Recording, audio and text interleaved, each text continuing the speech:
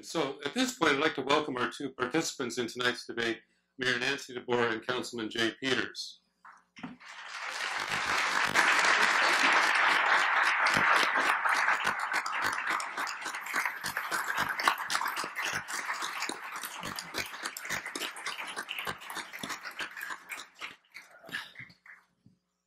Now, I have been given the opportunity to ask the first question, and it's during this period of time that you can write your own questions and pass them toward the aisles.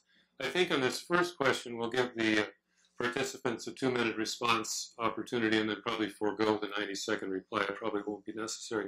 So here's my question to the two of you. I've lived in Holland for more than 30 years, and it is a city that seems to work. It's attractive, it's accessible, it's vibrant.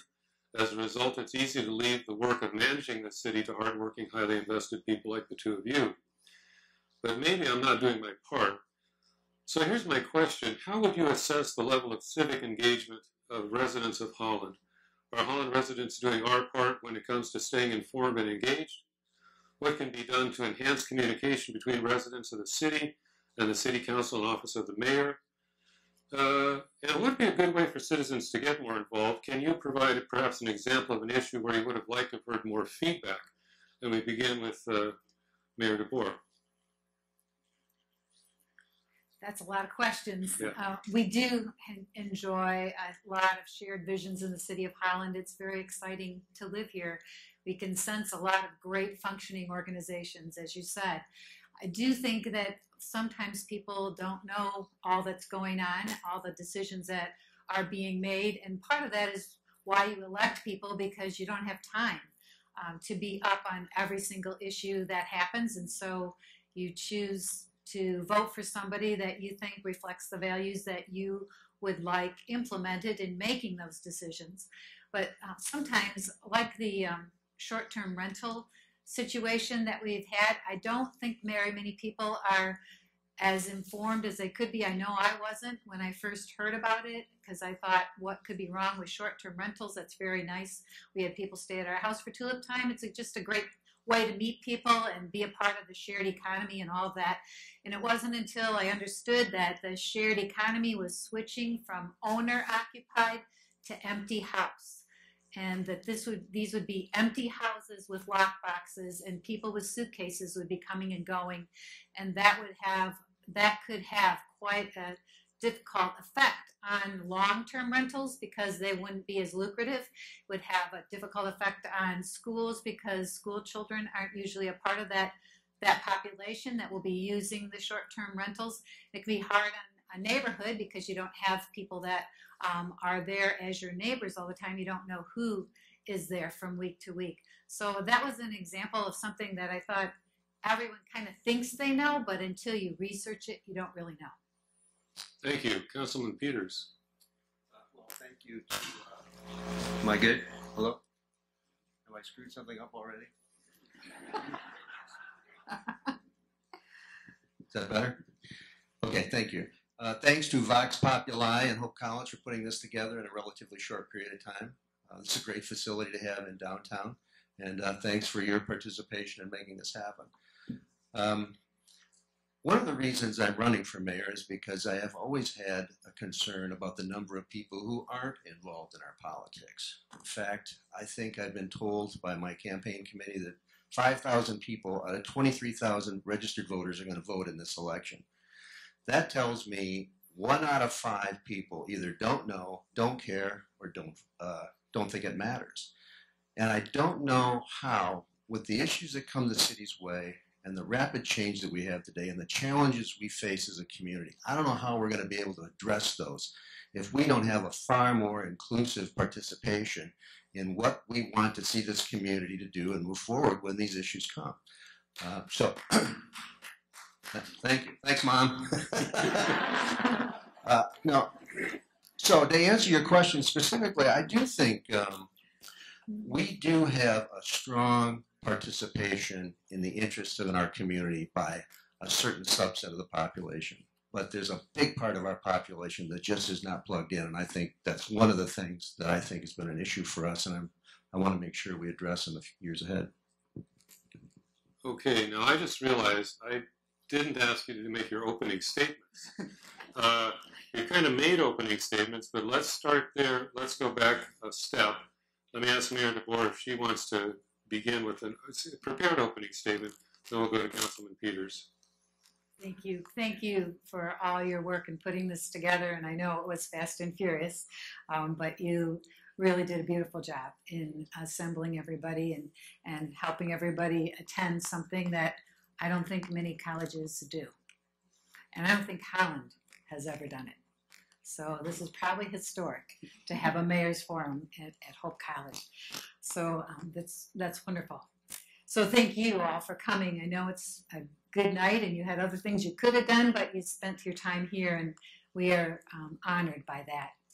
And since many of you will be casting your ballot for mayor on November 7, I am grateful for the opportunity to share with you why our city is presently on the right course for the future and how I view my role and responsibilities as mayor.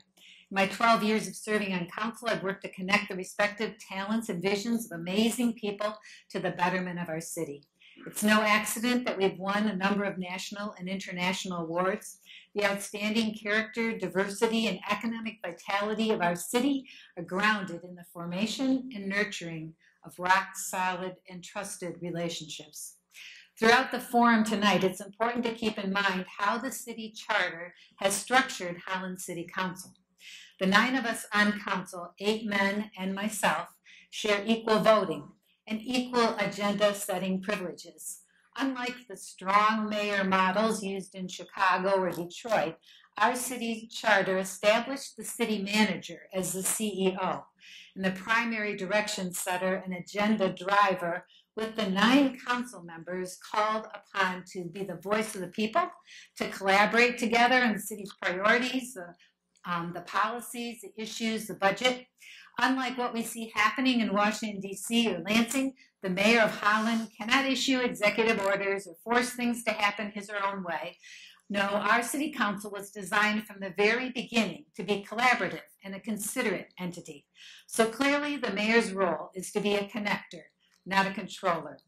Knowing this, as mayor for the last 2 years, I've welcomed and been fair to every idea and proposal brought to council, whether I agreed with it or not. I believe that when you're open to many ideas and proposals, the best ones eventually rise. And this is important when you're keeping the needs and concerns of a whole city in mind. Our 33,000 residents, the safety and the stability of our neighborhoods, our economic vitality, and the availability of affordable housing. I believe my approach has played an important role in shaping the positive course of our future.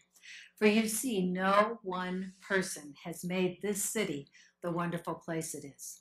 Our city is made up of many distinct and diverse, yet very much interconnected, shared visions that were given birth by a long list of dedicated and servant-led organizations, groups, and enterprises. It's because we have so many shared visions in our city, all working independently alongside each other, that Holland is one of the best cities in the state and the nation. The width and the depth of the shared visions which exist and are growing in our city are the envy of every civic leader and planner who visits here. They understand that empowering and activating shared visions in a municipality is far better than any singular vision charted and diagrammed out on paper. Tonight, you may hear from my opponent that Holland has no vision. You may even be tempted to think that some kind of vision directed and controlled out of the city of Holland is the best way to go, but it isn't. Holland's strength, its quality of life, and its diversity is second to none because we have worked diligently to encourage and connect all of the dynamic shared visions in our midst, instead of allowing ourselves to funnel into just a one-way, sweet-talked kind of tunnel. Remember, the role of mayor in Holland is to connect, not control. Okay, that's time. Thank you. I'm sorry, I didn't see her. Oh, thank you, Mayor DeBoer. Yeah. Councilman Peters. Yeah, thank you. This is our opening comments, right? Yes. I bring an interesting perspective to this discussion. I was born and raised on 9th Street. I went to elementary school here. I went to high school here. I graduated from Holland College. I started a company here that's really done nothing but help a lot of nonprofits in our community and our churches have more resources and be the best that they could be. I'm probably as well informed about this community and how we got here as anybody in this room or anybody that's ever sat on city council. Having said that, I also know that many of the things the mayor has talked about in her opening comments are true. We are a phenomenal community. We have done so many great things. But my sense is, my strong sense is, that we are working on the past 10 to 15 years of some very, very solid planning. I have some concerns about where the city is right now. Yes, we have some great things going, but we have some challenges that simply aren't being addressed. And I want to address them. I want to make sure that the next 5 to 10 years, your kids want to live in Holland, Michigan. I want to make sure that all these great things that we're talking about continue to be on the move in the right direction. We have an affordable housing issue. It's significant. We're not talking about it. I am tired of people telling me that, boy, you really can't do much with the public school system. They're their own thing. You know what? Cities around this country have done awesome partnerships with their school systems to make sure that people want to move to Holland, Michigan because of the school system rather than some of the experiences we're having right now. I've talked to Brian Davis. We're on the same page. I'm good friends with some of the school board members. I understand what those challenges are, and I think they will welcome an opportunity to work together in a collaborative way and figure out the art of the possible with what does a city school system partnership look like that everybody benefits, because when your public school system is successful, everybody wins.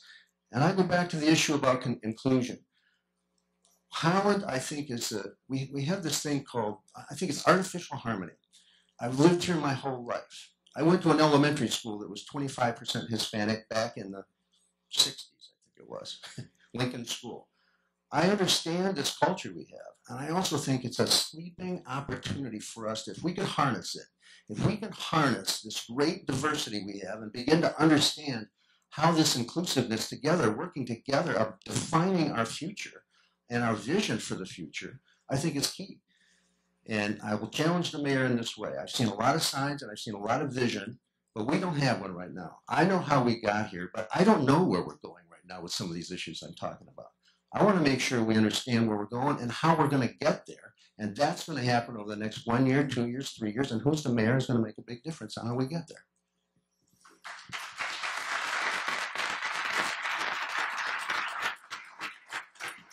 And now we're going to proceed with one of the first questions submitted by you all. This is a combination of 2 different questions which covered a similar topic. Holland farmers depend on the work of many immigrants. How would you respond to the concerns of students or other citizens that would be affected by the repeal of the Deferred Action for Children Childhood Arrivals, DACA, and how would you support the local farms and handle the federal position on illegal immigration? We'll begin with Councilman Peters this time. I just had this. Did I mess this up too? Oh, no, we're okay. I just had this conversation today with our human resources, or Esther Fafelsky of our human department we have, I'm sorry. You know, DACA is a subject that I think is not on our radar screen as much as it should be. I don't think people understand the issue like it should be. I have been an advocate and talking to Lau and talking to Esther about, can we bring some kind of an educational dialogue to City Council to get the facts? What are the facts? DACA, immigration, who's involved? How many people are we talking about? How many students are we talking about? How many families are being impacted by this? And what does this community do and say and act when we're very quick to say we are a diverse community and we have 25% of our population is Hispanic, but yet we can't even have a discussion, a public discussion. Kalamazoo does it, Grand Rapids does it, a public meeting where you bring in all the resources and educate the community and the people that live there and say, here's what we know, here's what we don't know, here are the facts, and here are the resources that we need to figure this out. And I think it's a huge deal. I think it's I read President Denny Voskel's paper on this issue, and I think he's right on. I think we've got to be focused more and more on this inclusive perspective of other people's opinions and the great diversity we have. Mayor DeBoer. I was at the Government Affairs breakfast this morning, and Fred Upton's representative talked about that, and he's working very hard, having met with some students in the area that are suffering with the fear of wondering what's going to happen. I came here as a 10-year-old. My parents were trying to escape whatever the corruption was in life-threatening situations, and here I am, and now I don't know what's going to happen. And so he said that that he's wants to work towards some type of resolution by the end of this year, hoping to at least give those students some kind of stability and security in this process, which would be wonderful. I know Esther brought in a speaker about a week ago to help inform the public about what's going on with this, and previously this year, she had brought in an attorney and several other speakers that we had at City Hall to tell people about the resources that are available and what kind of help that they can offer for people. We brought in the ICE representatives with several the Latino representatives so that we could talk and give them real information from the authorities to try to combat all of the hearsay and the static that's on TV and everything. And I do think that the people that were at that meeting felt much better equipped to handle questions, because many times the people asking the questions are not coming to the meetings. So we try to help significant people that can disseminate information for us and help people feel more at ease in coming to City Hall. I know that's not easy for some people, so meeting other places and helping people find a person they feel comfortable working through is all part of that process too. It's not an easy situation. Okay, thank you. Councilman Peters, you have up to 90 seconds to respond. I think it's clear that this community, between Hope College, Holland High School, Holland Christian, all the schools we have, a broader dialogue is required. And I'm sure the state and the federal government are looking at this. These are federal policies are going to affect us locally, but it's just, we need to do more, clearly. And I just don't think there's enough meat on the table yet to do a whole lot more about it. Mayor DeBoer? Yeah, we're going to keep working at bringing in people and getting people informed, and we don't make the federal rules. So, but we do want people to know what's really happening and not just be influenced by what they see on TV or on the internet. Thank you both. We'll go to our second question now. Right. Both of you mentioned Holland Public Schools. This is a question from the community. What are the biggest challenges you see in Holland Public School providing the best public education it can? What do you plan to do to support our kids in public schools? We'll begin this time with Mayor DeBoer. Holland Public Schools is not controlled by the city. I think people probably understand that. That's a separate elected body. They are entrusted with running the public school system. And when I was first elected mayor, I asked for us to meet together as both boards, and people weren't too interested in it. And then there were some problems that came up, and suddenly everybody was interested, so that's good. And we've met together for a while. We had a subcommittee that has met, a few council members along with a few school board members. That has been helpful. We paired up with a school board member and a council member to each visit one of the schools together and talk about how things are going there, what the future of that particular school building is, meet the administrators, and we each came back to our subcommittee to respond to what we had experienced. We tried to talk about the kinds of things that the city does well that we could maybe use to also help the public school system.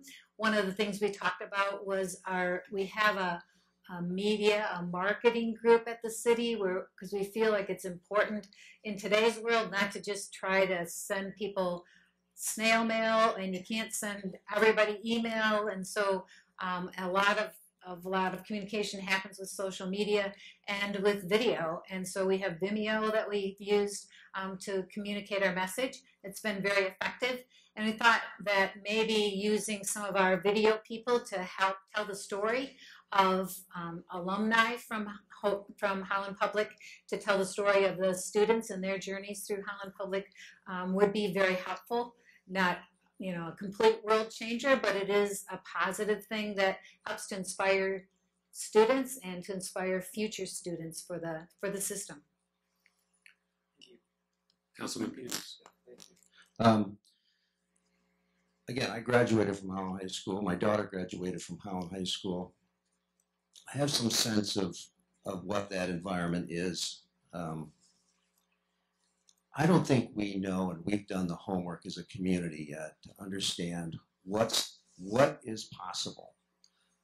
I know the city of Grand Rapids has created a joint effort funded by the schools, funded by the city, where they have an office that's full-time staff to begin to ask the questions about those things when decisions are made, what's good for the city and what's good for the school system. You know, Holland Public plays by a different set of rules than some of the charter schools and other competition that exists in schools. The fact of the matter is somehow we've allowed 4 charter schools in the area of our public schools.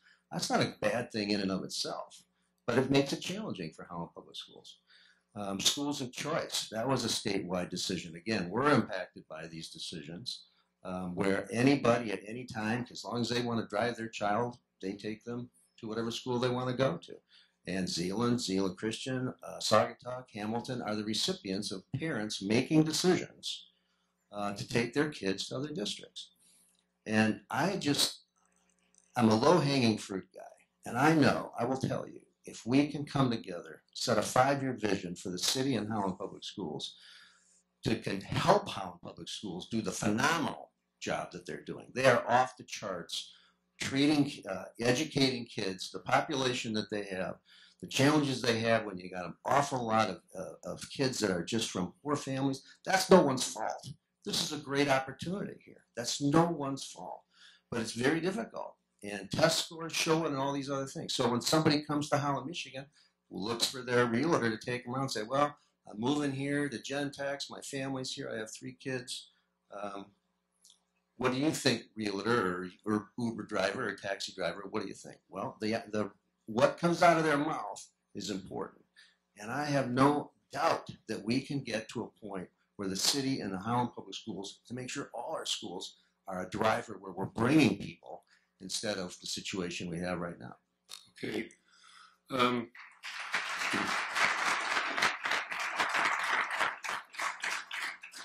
We didn't actually talk about applause as a planning committee. I'm going to ask if we could hold our applause till the end, just for the sake of getting a couple more questions. Mayor DeBoer, you have 90 seconds to respond if you would like.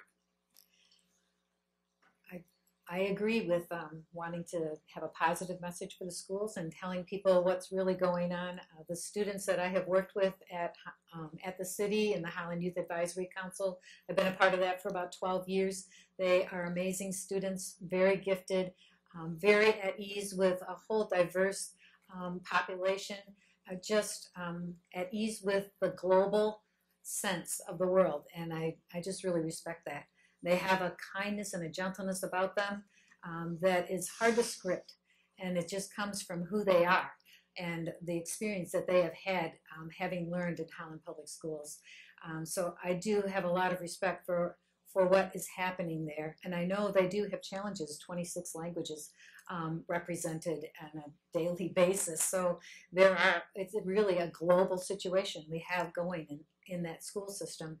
And I do think there are values there that are really being retained and celebrated that may not be available in other systems. So I think it's good for parents to do their homework and understand the value that each different type of education offers for their student, because every student's different and the fit will be a different thing. So to say every school should be the same, I do think we shortchange people, and that's why we have school of choice in Michigan, so that people can figure out what is best for their individual child. Councilman Peters, do you have a reply? I think we've pretty much nailed that one right there. Okay, thank you. We can move on to the next question. This is a combination of 2 questions again. This is how will you best represent the voices of marginalized citizens in our community, especially people of color and LGBTQIA people? And specifically for Mayor DeBoer, you said you were not in favor of LGBT being added to the anti-discrimination ordinance because of no complaints. If there are complaints, would you be in favor of it, and how many complaints would it take? We'll begin this time with Councilman Peters. I think it gets back to a vision for this community that has had a lot of diversity for many years, but we just haven't been able to light that torch. And when I listen to the corporations talk about what are your single biggest problems that you face as we're trying to bring people to West Michigan, Holland Zeeland area specifically, what are the biggest challenges you face as an employer? And the number one reason is attracting and keeping talent. Now, these are millennials. These are younger folks who've had a lot of different experiences that maybe some of us have had who are a little older. I think these folks are going to come to Holland, Michigan. They're going to want to live in Zeeland. They're going to want to live in West Michigan. And they're going to look for an inclusive, a diverse group, community that understands it, appreciates it, and celebrates it. Certainly in my mind, the LGBTQ residents that we have in this community are a part of that. Of course they are. The Reformed Church in America, which I've been baptized and attend, they have taken a stand that, it's just not a human approach to not offering certainly employment and housing rights to residents in our community that happen to be gay or lesbian. So I think it's time this community steps up, does the right thing, and I would certainly be supportive of that if it ever. Now, we have a lot of issues, don't get me wrong. There's a lot of things that we can be dealing with, but I think that is something that falls under this awesome opportunity we have about becoming a more inclusive community. Mayor DeBoer. I respect everybody's personal sexual identity. I just don't believe that planting seeds for future legal battles helps our city. More lawsuits are inevitable if we expand the protective class provisions because we are dealing with an ever-evolving and not easily definable legal category.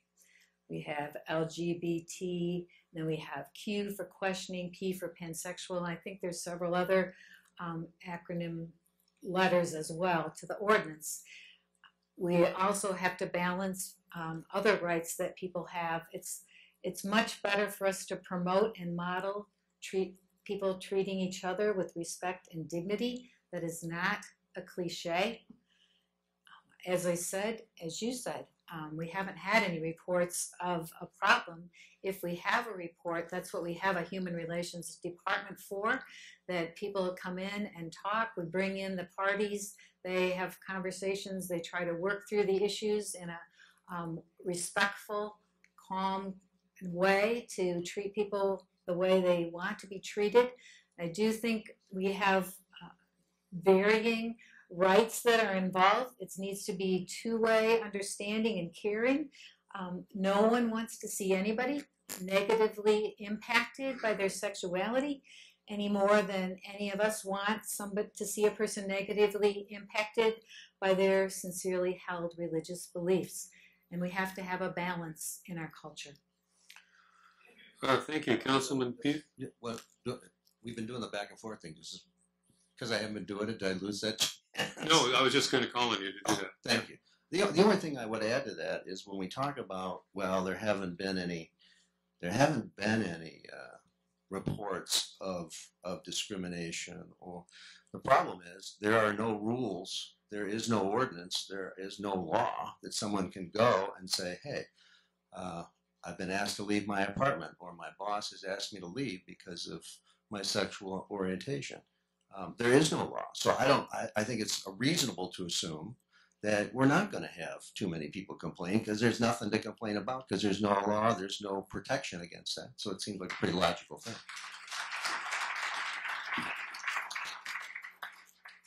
And Mayor DeBoer, 90 seconds if you like. I really do think the door is open. If people want to talk, we are there to help. Thank you both. We have another question from the audience. All right. So this is a question from the community, but it also has an angle from a student's perspective. Many students that I've talked to have looked at politics, especially on the national stage, and have kind of been disgusted about at the environment that has been created. And that's kind of like why Vox has been created, to promote civility and controversy. So it's kind of a two-part question. One is, how have you exemplified civility and controversy during your time in public life? And how would you encourage students to get involved in the local level? Like, how have you created a civil atmosphere within city government? We begin with Mayor DeBoer this time. Well, I would appreciate, I've met with students that have called the office and asked to talk. I've had Grand Valley students, Hope students.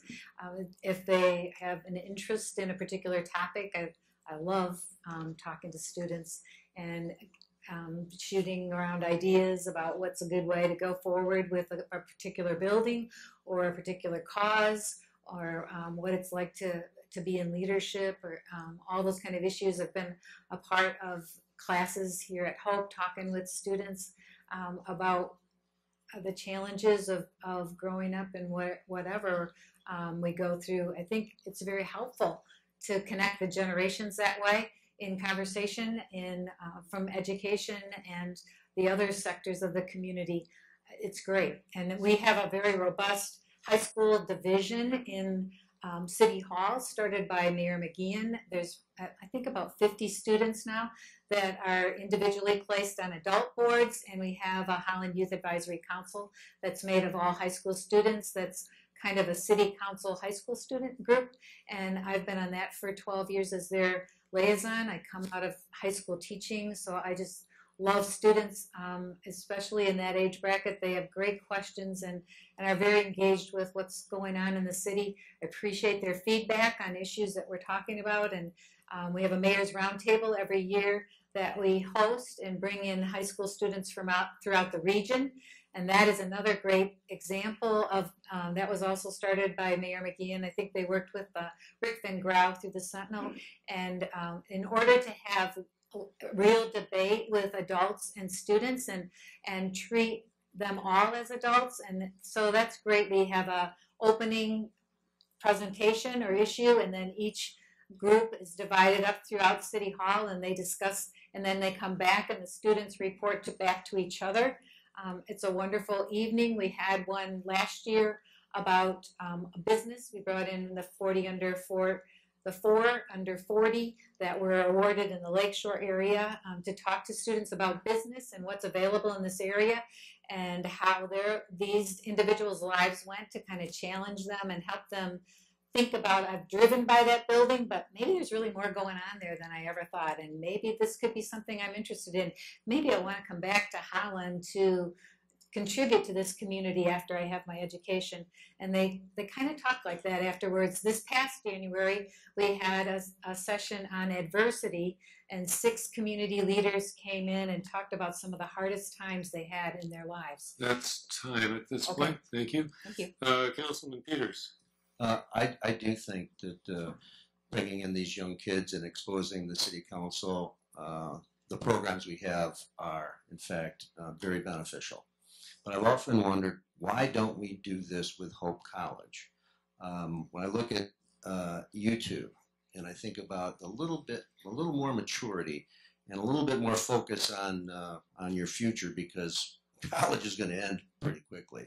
I think it gets your attention a little more, and I think there'd be a little bit more interest. And I've often wondered, why can't we do that with the political science department at Hope College? I know I've done I've done a couple of talks at Hope about local government, and there's always people are really interested in that. And I just wonder if we can engage with the Hope College community much more in the life and workings of the city, to as an educational piece, but also an opportunity to take advantage of kids, these fresh minds that aren't necessarily from Holland, bring a different perspective. I think that would be a valuable thing. Mayor DeBoer, you have 90 seconds to respond if you like. We appreciate, we have hired quite a few HOPE interns that have been a part of the Holland Youth Advisory Council that have helped us with the high school students, and they have been great in understanding the issues from different perspective, and they've worked in the office. Usually the HOPE students that have been involved at City Hall are hired as interns at a higher level of expertise, and we really appreciate all that they have brought. Maybe there's also a possibility for forming some kind of formal group that they could give us input on different issues that come up. That would be great. Councilman Peters, if you want to reply. Okay, thank you both. Another question from the audience. This is another combination of students and community members. Seems like you guys have a lot of similar concerns, which is really encouraging. Both of you have mentioned issues with affordable housing in Holland. Can you give a more detailed explanation of what you plan on doing about it? And this is the second question that's related. Can you talk about the disconnect between the city's decision to support affordable housing developments in the downtown area and other financial or historic forces working against these types of developments? Specifically, the recent sale of the Reliable Sports Building from an affordable housing developer to an unknown buyer who will not be adding any affordable units. Starting with Councilman Peters this time. Yeah, I would say that Reliable Cycle project is a classic example of the city of Holland not being prepared to have a discussion about what are we going to do about affordable housing, what are the tools we can use. I don't think our planning commission is well versed in any of this. I don't think city council is well versed in any of this. We had Lot 7C, we've had the Reliable property. I think we're going through a little bit with the Civic Center. I think there's other issues that have come up that we simply aren't prepared for. And I think that's what we're talking about is vision. That Reliable Cycle project could have been a great thing.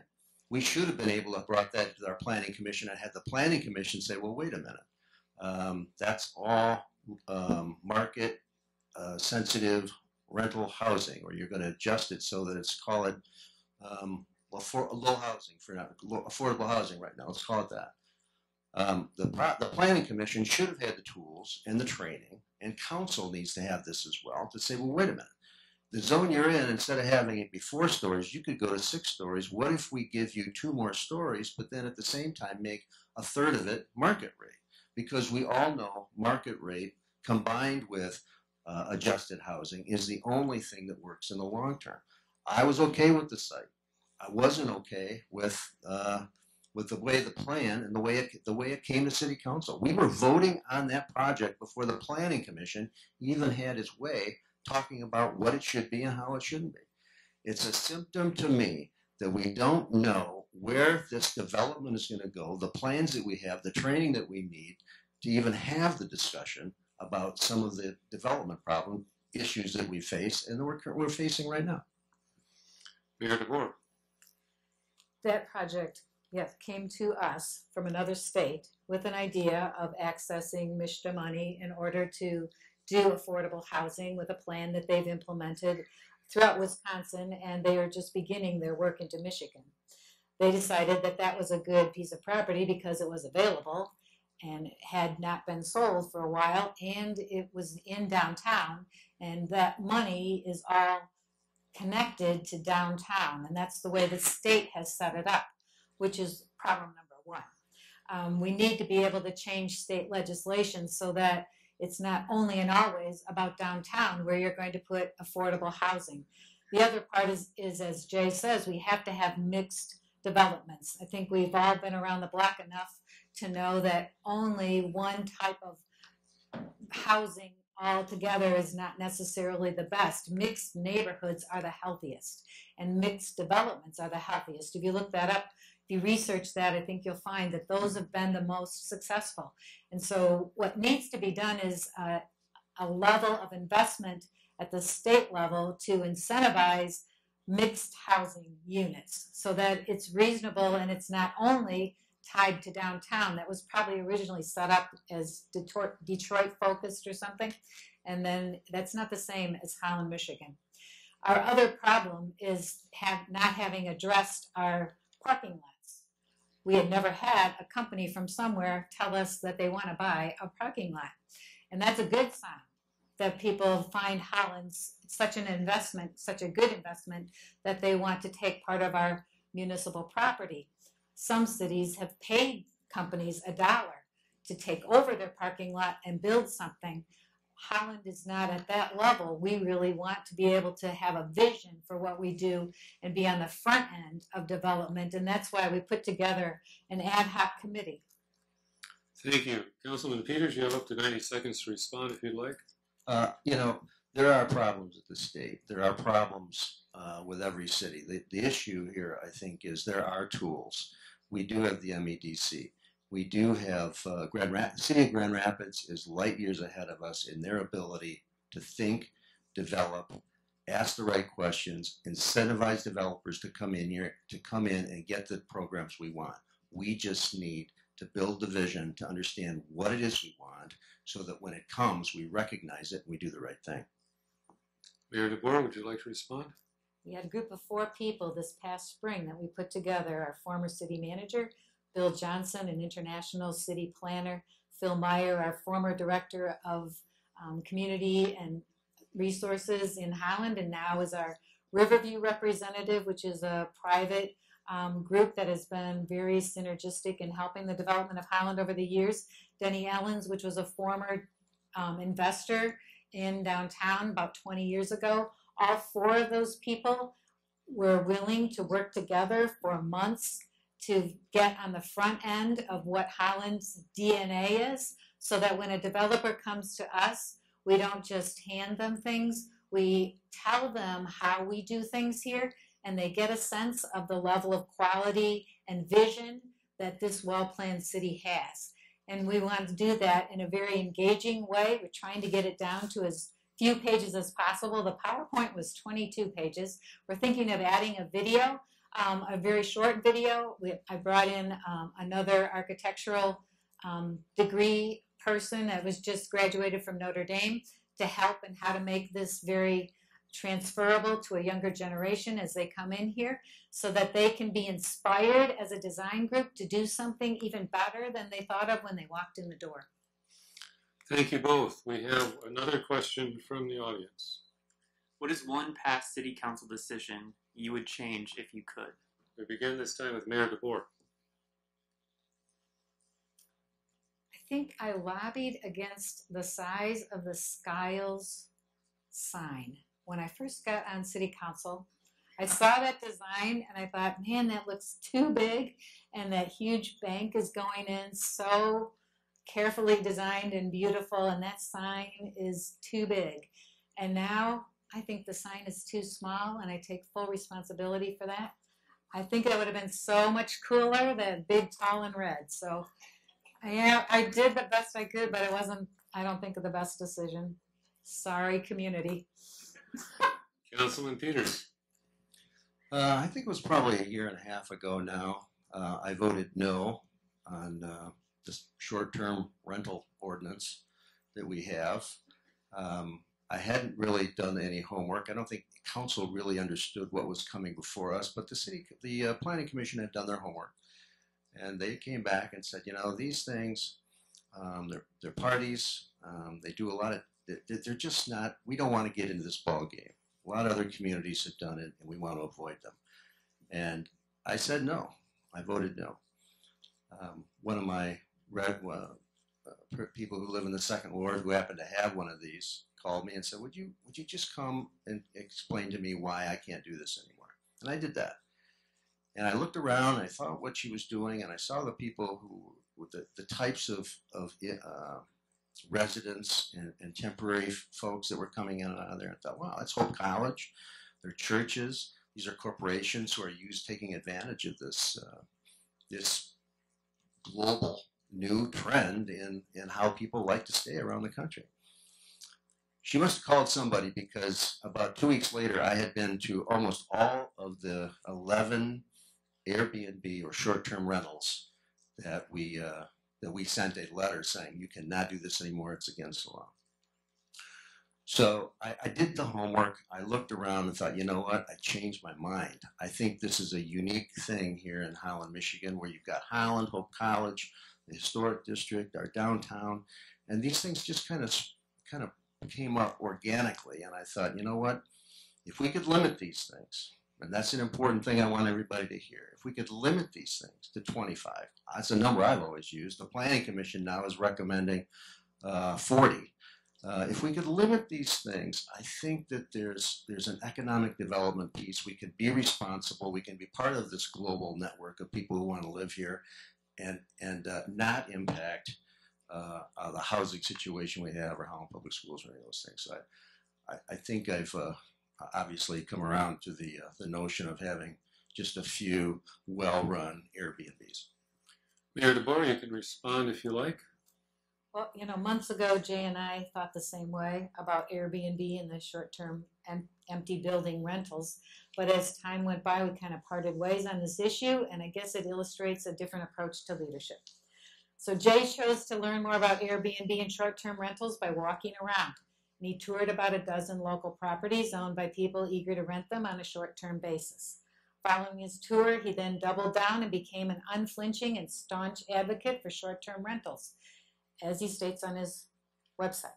Although I didn't see the harm in short-term rentals myself at the time, I did research, I talked to leaders of other cities similar to ours, and I remained open to hearing the other side of the story. What I found out opened my eyes. It's so clear. Short-term rentals, empty house rentals, are tearing apart cities and neighborhoods, and low-income singles, families, and minorities needing a place to live are the biggest losers. That's why I'm fighting against no-one home rentals so vigorously. If you Google 3 words, Airbnb, affordable, and housing, just 3 words neutral, no descriptive adjectives, what do you see? Just based on that, don't you think you're going to see all kinds of articles that will make you realize what expanding short-term rentals will do to this city? I'd like to think of it as a proposal coming to City Council from a multi-billion-dollar oil and gas industry to allow fracking in our community. Many of you would join me standing tall for the protection of our environment, and the right of municipalities to zone and regulate business activities like this accordingly. Who would want to make our environment any more unstable? Similarly, this is the battle I'm now fighting against the expansion of owner-unoccupied short-term rentals. I don't want to see the fracking of our neighborhoods. Councilman Peters, would you like to reply? Well, I think as Nancy pointed out, we're talking about a pretty substantial difference in leadership when we think about this community going forward. I remember 6 years ago, this very argument was being made about allowing residents in our central city to park on the streets overnight between 2 and 5 a.m. I think that also got the same kind of reaction that we're seeing here. Again, we're talking about limiting what are already existing to 25 to 40 non-owner occupied houses. But you know what? Those people that we're referring to, they're not zombies from Wall Street trying to ruin our community. They're taxpayers. They're providing a service in this community. We're talking about, the difference here is fear versus facts. The facts are, and I've done the homework, I couldn't get the Planning Commission even go and visit some of these things because that's what changed my mind. That's where I saw that there is in fact a benefit to the community for having a responsible number of these things and limiting them in a very responsible way. So, thank you. There's our difference. Another question from the audience. I know you hypothetically talked about the environment, but I'm going to ask a question from the audience regarding that. With the Holland energy plan coming to an end with the opening of the natural gas plant, how do you plan to spur a new plan of sustainability, stewardship, and resiliency for the city? We'll start with Councilman Peters this time. Well, you're bringing up an opportunity here that talks about vision, waterfront, the old power plant. What does it look like? What are we going to do? What are the options for that? Who's talking about it? Where are we in those discussions?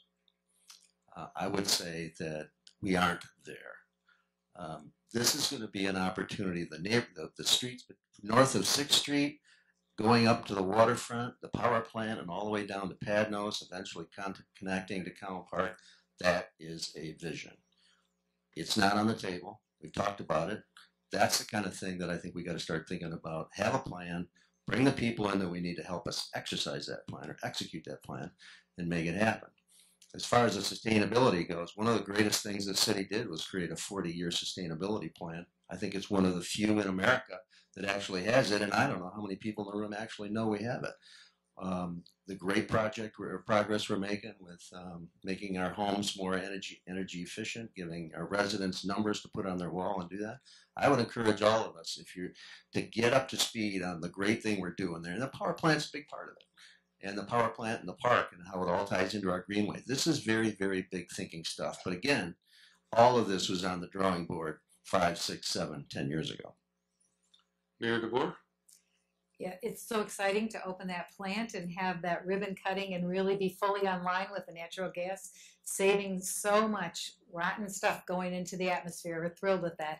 But as Jay said, we are still really in the throes of a 40-year plan, and we are retrofitting houses, and we're working on energy labeling, hoping that homes will sell based on how they're labeled for their use, their conservative use of energy, and continuing to incentivize people to invest that way in their homes.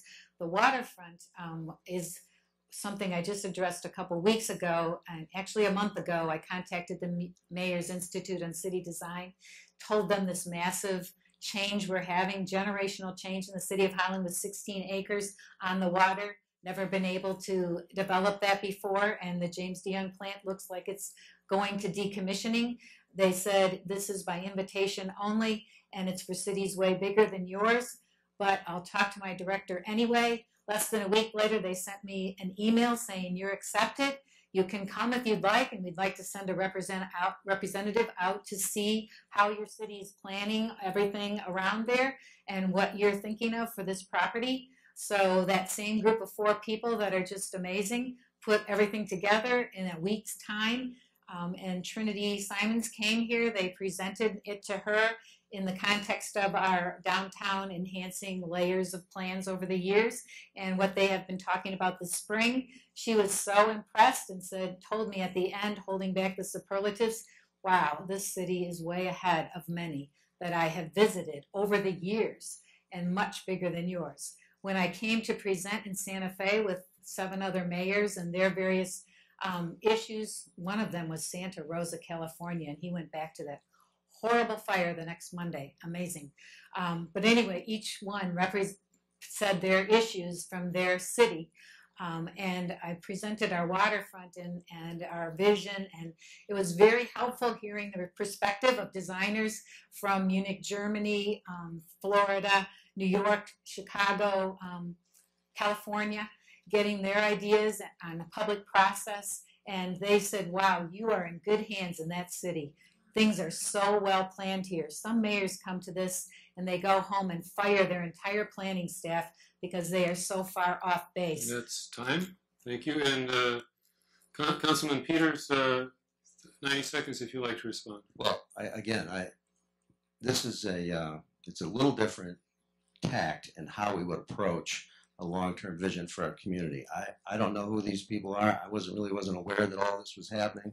All I know is we've got a lot of talented people in this community who are a big, big part of what that waterfront's going to be. And to start the discussion without this community and the expertise we have here and our visions first, I think might get us off to the wrong foot.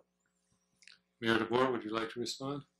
We went on this planning to plan, and they helped us understand what successful processes are and threw out a few ideas. We have a group of 4 to 6 people that are already assigned to talk about the legalities and the technicalities of this property. So Dave Koster and several other people are working on that to set the groundwork. And then next we are going to launching a huge public process, exactly as you stated. I contacted all the private property owners before I left to explain that we are going to plan, and we need to have ideas from everywhere to help us in this process as we engage all the public. We had 1,600 involved in the Civic Center discussion, so who knows how many will come forward with ideas about this And it'll be a very exciting process for Holland. I can just feel the excitement of people about that property. All right, thank you both. We have another question from the audience. How would you describe your faith perspective and how that informs your leadership in politics? We begin with Mayor DeBoer.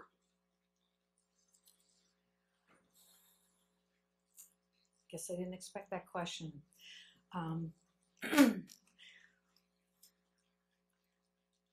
I'm here to do my best to represent this community, to give back as much as I can, to help the people around me become as successful as possible, to bring people together, to connect vision, to help us see a better future, to build trusted relationships, to be a person of my word, and to listen and care about people. I am not doing this for myself. I never would have expected to be doing this. I am doing this because I love this city, and there's really not much I wouldn't do for it to help it be as successful as possible and to bring out the best in people and to help us find ways to work together and to care about each other and to model civil government for the world. It is so necessary in today's world to be able to disagree in love. I don't know where it happens, but if it can happen anywhere, it can happen in Holland, Michigan, because we have been entrusted with a huge history of giants in this world, giving people who have sacrificed so much for us to enjoy what we have today. And I think we have a responsibility to future generations to model civil government and model visions where people come together and work together to make this an even better place. And hopefully we can export solutions to the world. That would be my highest and greatest hope. Thank you. Councilman Peters? I think the question was about your faith. I would honestly say that I am a lifelong seeker. Nobody appreciates the faith community in this town because I've been involved in it so long.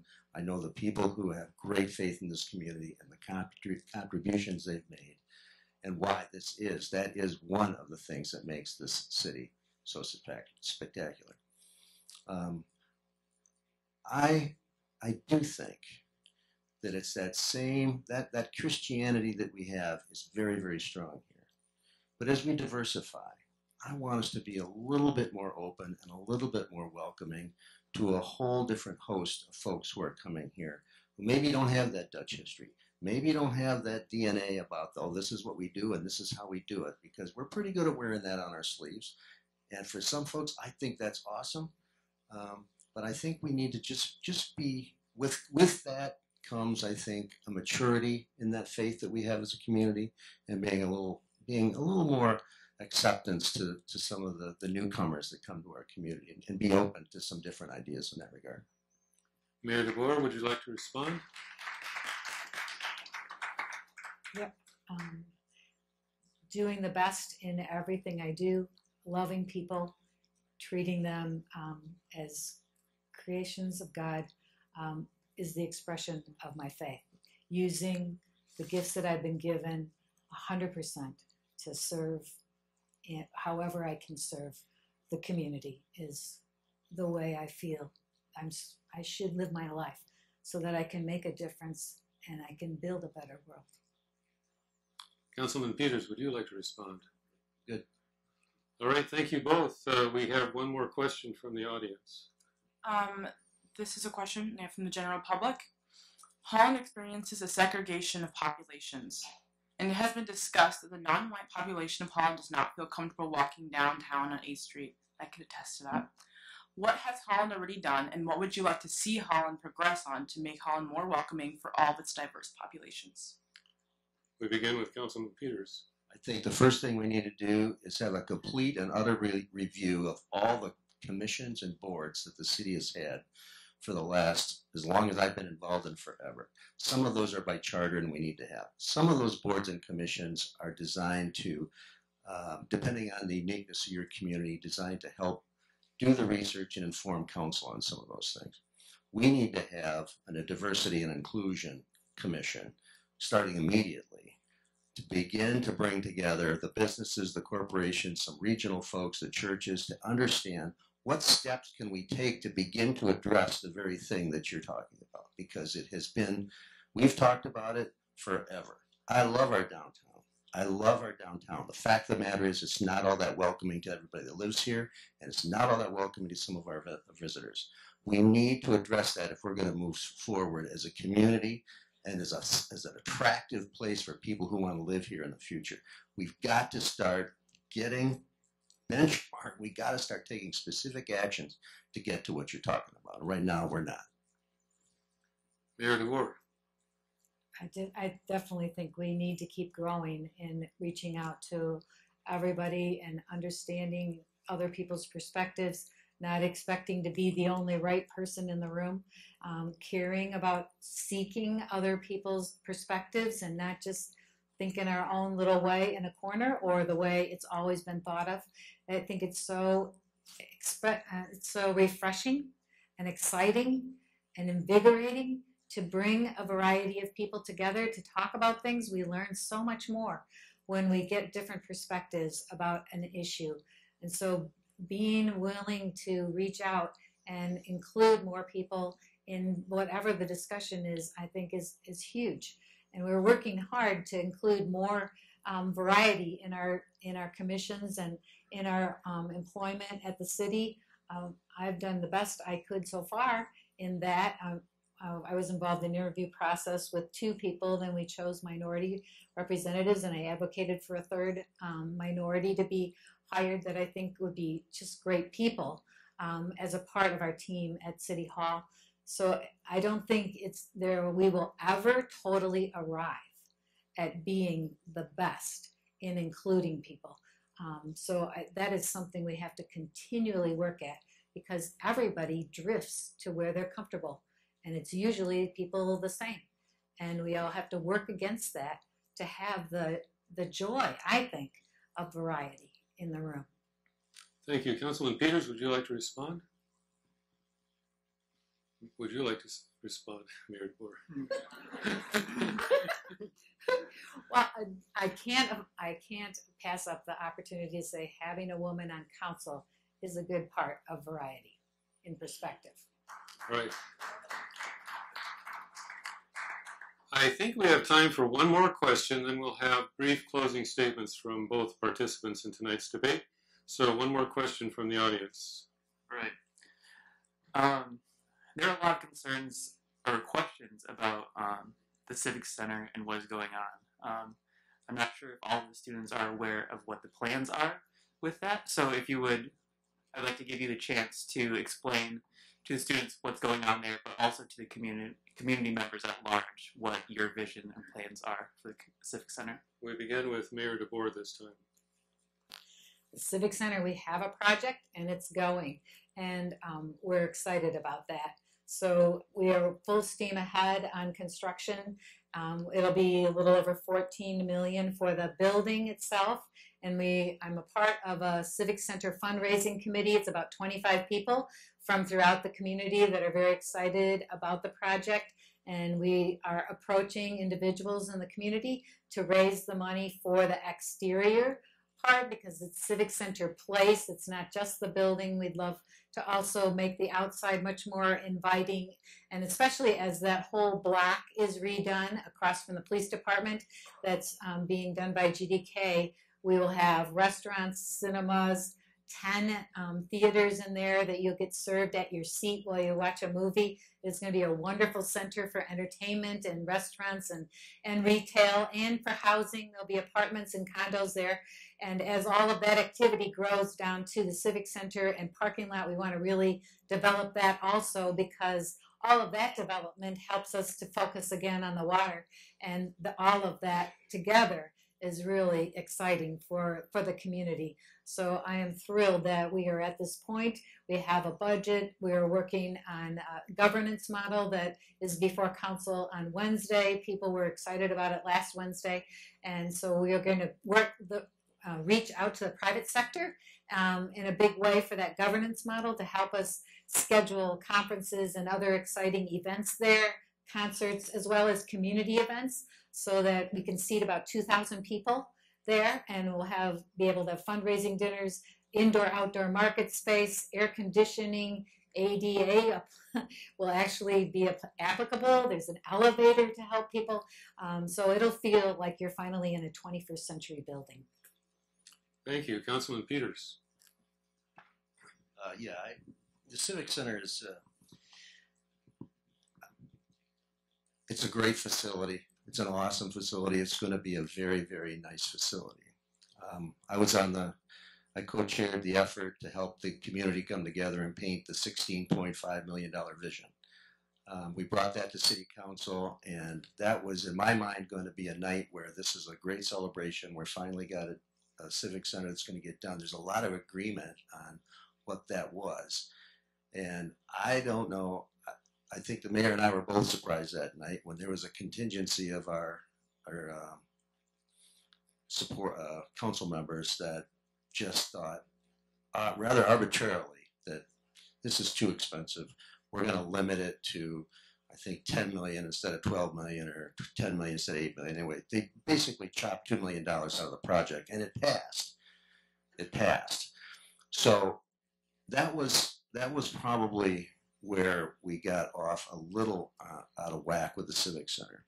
I would say this, I wasn't the mayor at the time, but I would make sure that when there's that kind of public pressure on a public facility of that kind of magnitude, I would have made sure we had 9 votes going into that meeting.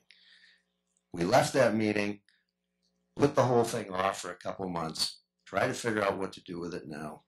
Bring back, then it's all about questions about, well, if we cut this out, we really can't do that, and it's not part of the vision, and which vision are we going to have?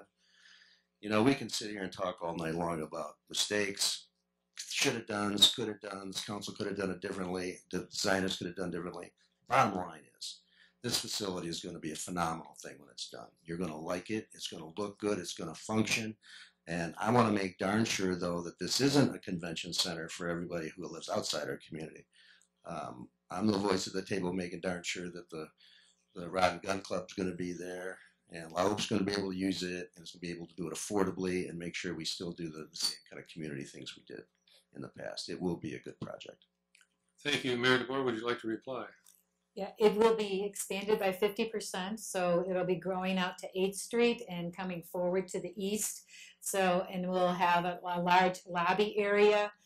Jay's working on a history wall that will be in there. We have a fireplace. It should be kind of a coffee bar as you come in. We're hoping to have social stairs in that tower so that that will partially be made out of the bleacher wood. So you can sit there and look down 8th Street and talk with people and meet people and greet people. You can have meetings across the 2nd floor on the north exposure of the building. It can be divided into 5 rooms, 3, 2. And on the bottom floor will be like a concrete floor. So that can be used for market space, and it will be hosable, and you can also have that for meetings too. So there'll be way more space to rent, as well as the large area where everybody can come in.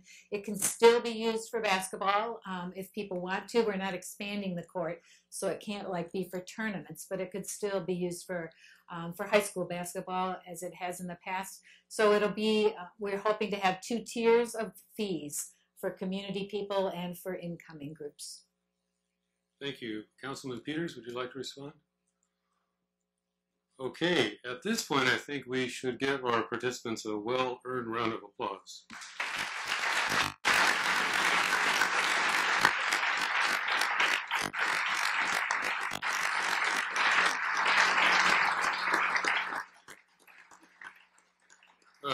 We are right on time, in fact, about a minute early, so I'm going to make an executive decision here. These were supposed to be 2-minute closing statements.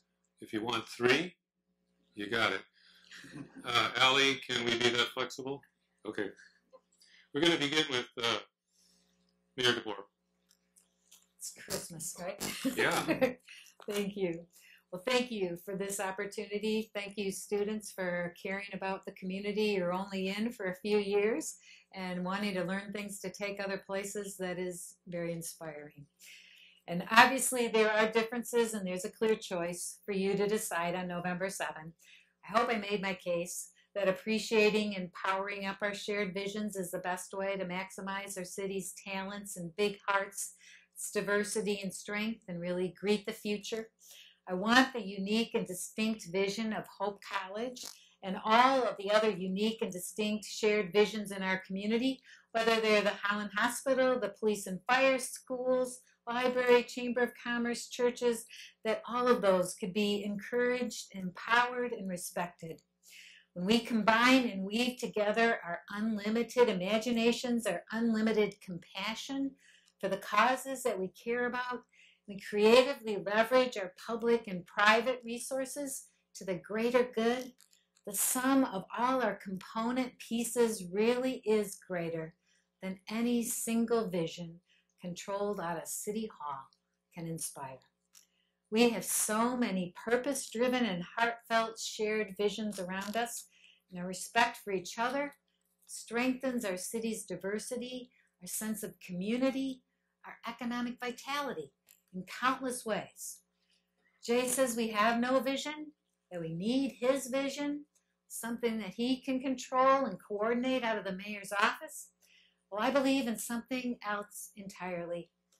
I believe we need your vision and the unique shared visions of everyone else in our community, willing to commit to make our quality of life better here in Holland. It's a simple equation, really. Shared visions equals shared potential equals shared greatness. And this equation results in a better community, one that's always improving. So it's by staying on the positive course we're on, we can further unite our distinct and dynamic shared visions, yesterday's, today's, and tomorrow's, that will move us far beyond the cliche of we're good and we can get better, to I believe we are great and can get better. And by truly working together, we can ensure that our city, Holland, as the leadership expert Jim Collins would say, is built to last. Thank you. And Councilman Peters. Well, thank you to all your efforts and everyone here tonight being in the room. I made my mind up to run for city council probably 12 months ago when I realized that the mayor's role is to sit at that table, collectively get the voice of 8 other people, get them all on the same page, make sure they all have the same information, and make the best possible decisions we can collectively. The visions we're talking about, I hear the term vision, but I'm talking about a vision for our education system. What does that look like? 5 years and 10 years. Housing. What are we going to do? Who are we going to bring to the table? When are we even talking about these things? I've knocked on a lot of doors in the last 6 weeks for sure. No one has thanked me for making sure that we've got conferences coming to Holland, 4 conferences in the last 12 months. I'm not saying those are bad things. I'm saying I didn't join city council to plan to work on bringing the Michigan Municipal League here. We've got a visitor and convention bureau in town. We have a chamber of commerce in town. I'm not running for mayor to do small things, and I think you deserve better. We need to be more strategic, and we need to think about those things that we're not talking about, because that's what's going to make sure 5 years from now, 10 years from now, 20 years from now, this great community that's being described here has the same level of planning and strategic thinking that it has in the past. I'm a strategic thinker. I like to get everybody on the same page. This is not Jay's vision. This is not Jay's vision at City Hall, as been suggested. Jay's been around the table for 30-some years in this town, and I think I have a handle on what we need to make work well, what do we need to pay attention to, and what are some of those things, if you just don't have time, you don't get to. We have to prioritize. We can't be good at everything. But as far as mayor exchanges, We've done 2 of those in the last 2 years. We've done 4 or 5 conferences. We've won 4 or 5 national awards for beauty and tidiness. I love all that stuff, but that's not why I'm on city council. I think other people can help do that. If we don't do the work, the hard work of thinking about the things that no one else has any purview to even be thinking about, if we don't pay attention to that, who is? And I'm running for mayor because right now I know we say we have a vision, we have a vision. I've seen a lot of signs that say we have a vision. I don't know what it is. I've been sitting around that table for 10 years. I don't know what our vision is. And that scares me. And it should concern you too. So that's why I'm running for mayor, because I want to make sure you guys get the best use of your tax dollars. We're smart about what we do together as a community. We engage all of the people in this room and the people that aren't in this room going forward, and make sure we have a combined future inclusive vision for this community. Thank you. Thank you both.